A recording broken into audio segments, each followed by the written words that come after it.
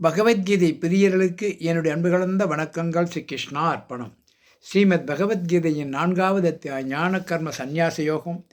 இதில் 17வது ஸ்லோகத்தில் பகவான் என்ன சொல்கிறாருன்னா, கர்மத்தின் போக்கை தெரிய வேண்டும், விளக்கப்பட்ட கர்மம் எது என்பது தெரிய வேண்டும், கர்மத்தை கடந்த நிலையையும் தெரிய வேண்டும், கர்மத்தின் போக்கு அறிதற்கரியது. ஸ்ரீ கிருஷ்ணா அர்ப்பணம்.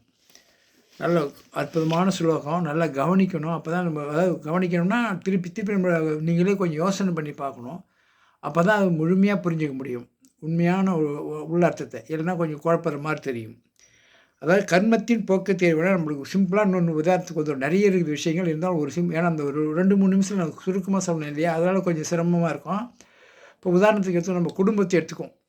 ஒரு குடும்ப தலைவனுடைய கர்மம் என்னென்னா, கல்யாணம் பண்ணிட்டான், இல்லறத்து கடவுள் அடைய 2 வழின்னு சொல்லி ஏற்கனவே.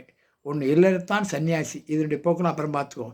இல்லறத்தனா வந்துட்டானா அவன் என்ன பண்ணோம், முதல்ல மனைவி, தாய் தந்தை இவங்களை கவனிக்க வேண்டியது அவனுடைய பொறுப்பு. தாய் தந்தை கவனிச்சிக்கணும், மனைவியை கவனிச்சிக்கணும். மனைவி கவனிக்கும்போது குழந்தை பெற்றுக்கிறோம். குழந்தை பெற்றுட்டு பிற்பாடு என்னாகும், அந்த குழந்தையை கரை சேர்க்க வேண்டியது நம்ம பொறுப்பு. இதெல்லாம் இவனுடைய கர்மம்.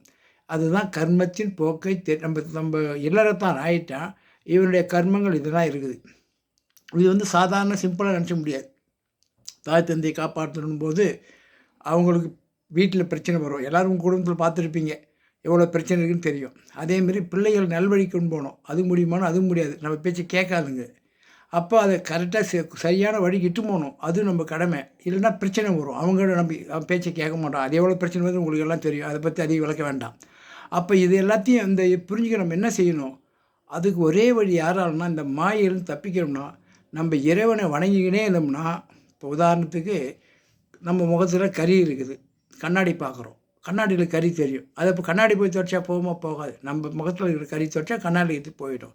அதேமாரி முன்வினை பிரகாரம் நம்ம பிள்ளைகள் பிறகுது, அவங்க நம்ம தொந்தரவு கொடுப்பாங்க, நல்லதும் செய்வாங்க.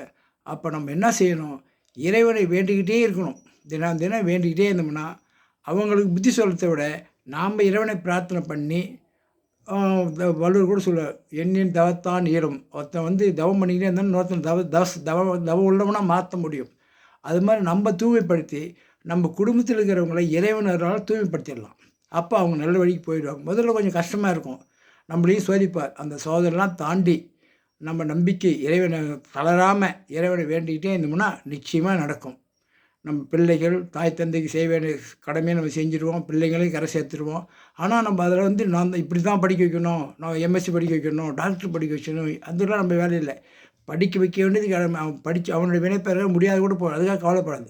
ஆனால் நாம் ஒழுங்காக சாமி கும்பிட்டு இறைவன் பாரத்தை போட்டோம்னா அவன் நம்ம எதிர் நல்லாயிடும். ஏதாவது ஒரு தொழில் படிக்கலனாலும் பிஸ்னஸில் போயிடுவான், ஏதாவது ஒரு விதத்தில் அவன் நல்லபடியாக வந்துடுவான். அப்போது நம்மளுடைய கடமை செஞ்சுக்கினே இருக்கணும். அதுக்காக படிக்க வைக்காது, கடவுள் பார்த்துக்காருன்னு விட்டுறக்கூடாது. நம்ம செய்ய வேண்டி செய்யணும், பலன் எதிர்பார்க்கக்கூடாது. கடவுள் வேண்டிக்கிட்டே அவன் என்ன வழிக்கு போயணுமோ அந்த வழிக்கு போய் சேர்ந்துருவான். அதுதான் கர்மத்தின் போக்கை தெரிய வேண்டும், விளக்கப்பட்ட கர்மம் எது என்று தெரியும்னா, நான் தான் எல்லாத்தையும் செய்கிறேன்ற ஒரு எண்ணம் நம்மளுக்கு வரக்கூடாது மனசில். அதேமாரி நம்ம குடும்பத்துக்கு முதல்ல கவனித்தா போதும். ஊர் உலகத்துலாம் புத்தி சொல்கிறது, நம்ம குடும்பத்தையே நம்மளால் கண்ட்ரோல் பண்ண முடியாத மாதிரி அடுத்த குடும்பத்துக்கு போய் கண்ட்ரோல் பண்ணுறதுக்கு போகிறது அது அறியாமை. அந்த நிலைக்கு போக வேணாம். அதான் விளக்கப்பட்ட கர்மம் எது என்பது தெரிய வேண்டும், கர்மத்தை கடந்த நிலையும் தெரிய வேண்டும், கர்மத்தின் போக்கு அறிதற்கருது. கர்மத்தை கடந்த நிலை தெரியும்னா ஏற்கனவே கடந்த காலத்தை பற்றி நினைக்கக்கூடாது, எதிர்காலத்தை கற்பனையும் பண்ணக்கூடாது. இப்போ என்ன ப்ரெசண்ட் என்ன நடக்கிறோமோ இந்த நிமிஷம் என்ன நடக்குது அதை பற்றி யோசனை பண்ணணும். ஆனால் அதுக்காக எதிர்காலம் பிள்ளைங்களை படிக்க வைக்கின்ற எண்ணத்தோடு சரியோ இப்படி படிக்கணும் அப்படி போகணும் அந்த கற்பனைக்கு போகக்கூடாது. படிக்க வைக்க வேண்டியது கர்மம். அதோட இன்றைக்கி எவ்வளோ படிக்க வைக்கணும், இன்றைக்கி என்ன செய்யணுமோ அது செய்யணும். அதான் கடந்த காலத்தையும் எதிர்காலத்தையும் நினைக்கக்கூடாது, இறந்த காலத்தின் நிகழ்காலத்தை வாழணும்.